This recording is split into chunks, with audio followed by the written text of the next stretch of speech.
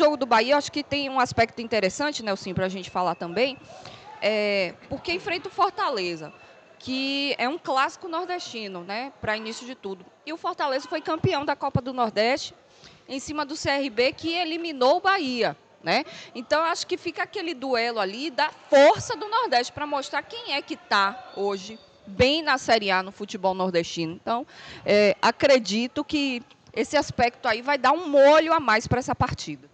Ju, assim, a gente está vivendo um grande momento, à exceção do Vitória, um grande momento, pelo fato de ter o Fortaleza na zona intermediária, mas com um jogo a menos, tendo possibilidade de encostar. O Fortaleza, Ju, pode chegar aos 12 pontos. 12 pontos. 12 para 14 são 2 pontos, Ju. Então é uma zona próxima de G4, G6, tá? E isso é importante para o futebol nordestino. Hoje na rádio eu falei isso, teve torcedor que não entendeu.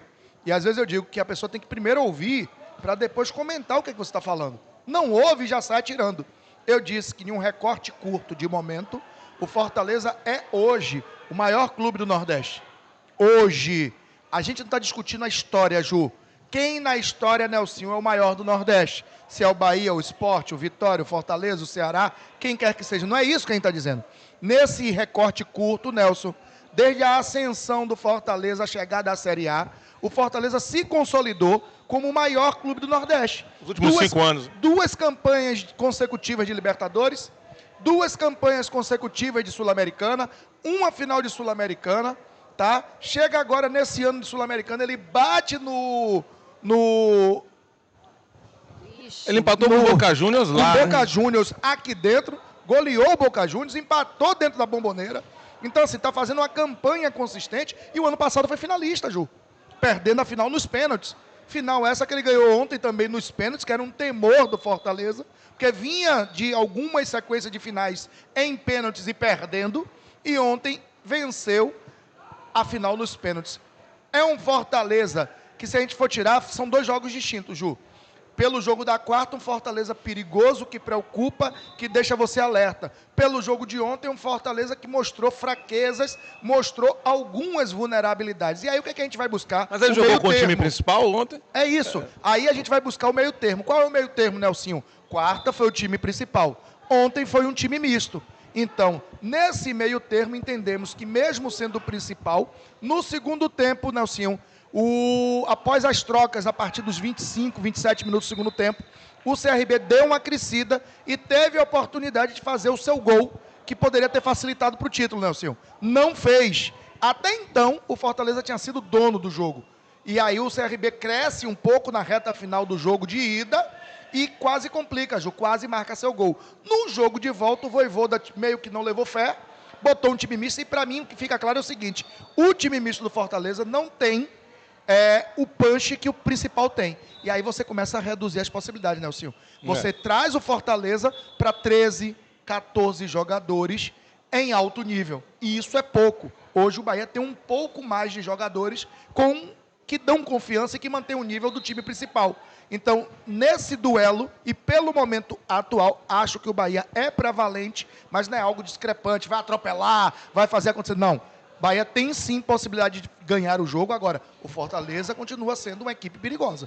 Eu estava ouvindo a resenha do jogo aberto às 17 horas e o Rogério Ceni falava uma coisa que é chavão, que é um jargão, mas que é verdade, né? Uma final, cada jogo é uma final na Série A, todo ponto tem que ser valorizado.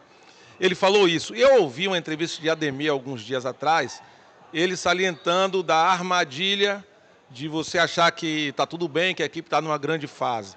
Isso também é fruto de um discurso interno. Então o Bahia mostra-se muito equilibrado nisso. Ele sabe que a realidade da competição vai mostrar oscilações no decorrer. E você tem que estar organizado quando isso acontecer, né?